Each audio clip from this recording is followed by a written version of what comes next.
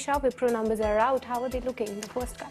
Well, the first cut doesn't look that impressive, to be honest. Let me read out the numbers for our viewers first up. The constant currency growth for IT services has come in at 4.1%, which is in line with expectations. Remember, the company had guided for a growth of anywhere between 3 to 5% on a quarterly basis. The number has come in at 4.1%. However, I'm a tad bit disappointed looking at the margin number. The margin figure is just 15.1%.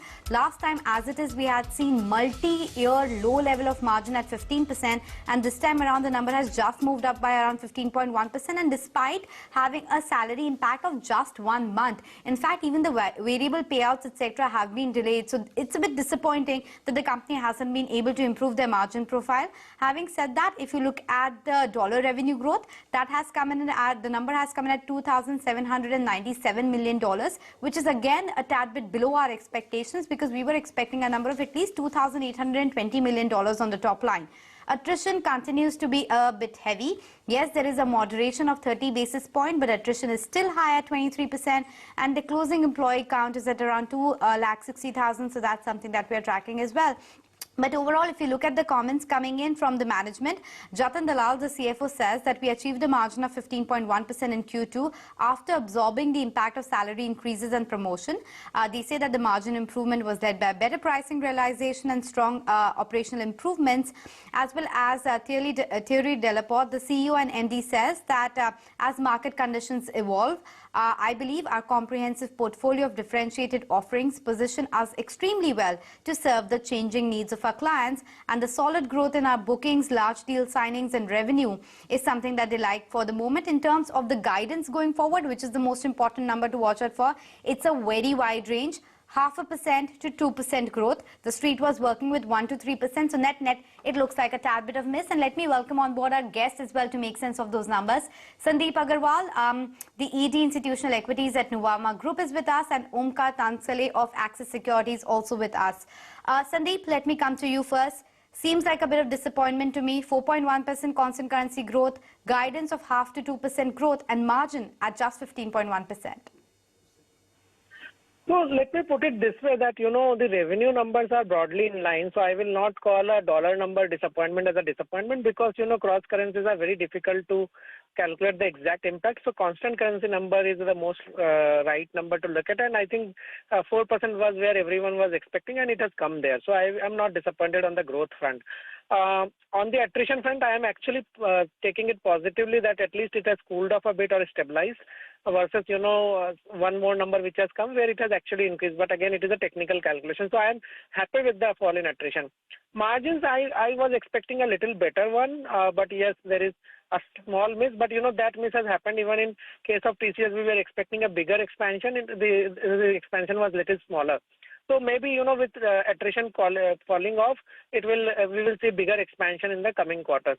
On the guidance front, yes, I agree that, guidance could have been a little more aggressive, which has not happened. Maybe they have taken a cautious stance or something. So we will know more about it when the call with the management happens, what they are building in and not. But I will say that on guidance front, there is a little bit of, disappointment, but I am not disappointed at the current quarter numbers on either margins or revenue growth or attrition, primarily because, attrition is cooling off, revenue growth is in line, and margins expansion has been minimal for the other company also, which has reported. So I will keep it to that. I'm thinking that you're seeing at the glass half full situation, but Omkar, do you concur? Are you not disappointed as well, or the numbers are looking a tad bit of miss? As Sandeep sir has correctly said, the revenue was in line with the expectations of 4%, and the company has achieved the growth momentum, and it continues.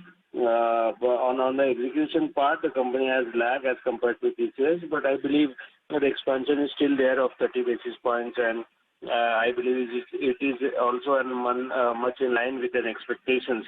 The outlook going ahead is one thing one should look upon, because it's a seasonally weak quarter, Q3, and the outlook has given is 0.5 to 2%, which might be an indication also an uncertainty or also an furloughs one should taken into the consideration as well.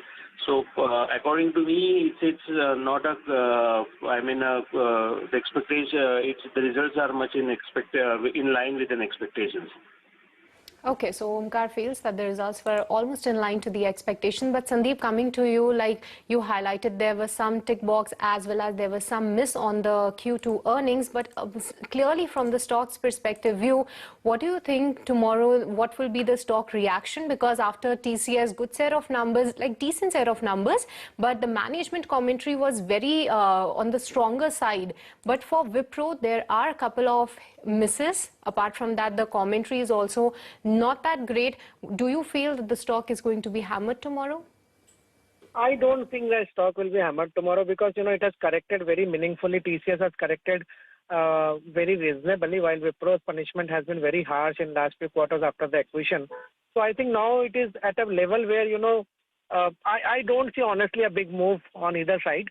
I would only say that, it is right now at the right price. And maybe in 1 or 2 quarters, as attrition cools off, this worry of margins will fade away.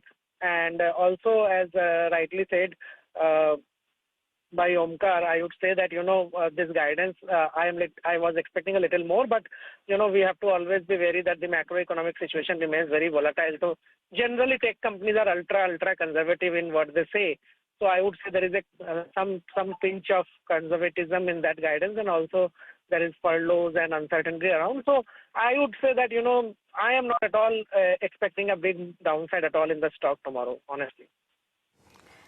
Okay, Omkar, since you are saying that the numbers are not very disappointing, should we not expect any sort of downgrades tomorrow? And or are you also expecting a flattish move for the stock come tomorrow morning? Yes, because the company has not executed exceptionally well, so maybe then restriction in the upside potential that is going forward. But I believe the company has performed well. It holds a resistance level of, not in a technical perspective, but on an operational level. And it holds and parameters that and uncertainties in particularly in the areas of the holding of the attrition level, managing the operating cost and transportation cost, and also performing its growth much in line with the expectations of the street, and also with the bookings are coming up. So one should see how execution level is going after the management con call, and how they're planning to ramp up the deals and engagement with the clients. So on basis of that, we can project the revenue or the growth momentum that is going to. I believe the company most on a larger front, we can say that it is not performed well and also not performed bad on a neutral side for the quarter. Okay, Omkar as well as Sandeep, we'll let you go on that note. Thank you so much for making time and speaking with us. So that's the verdict coming in on Wipro. Both the analysts are not disappointed by the revenue performance. Yes, margin is a tad bit of miss, but they're taking heart from the fact that attrition has at least moderated on a quarter-on-quarter basis.